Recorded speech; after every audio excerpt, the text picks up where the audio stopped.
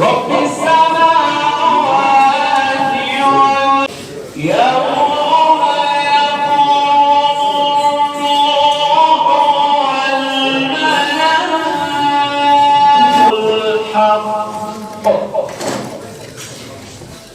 فمن شاء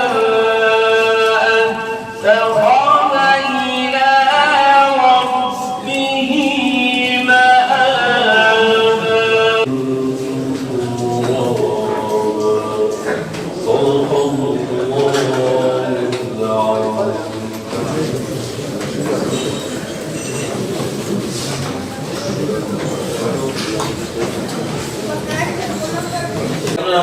صدق الله العظيم. Kim fitne çıkacak insanlardı. Bizim mahallede fitne uğrayan yanabine insan aksa akrabaya yani evliyahane hem koyun kafafine bakara. Sılatı'nın makasına çıkan komiyikum ve yavrum mevkivar ve sırat yöndeki ve lâvâh yalmâz ve lâvâh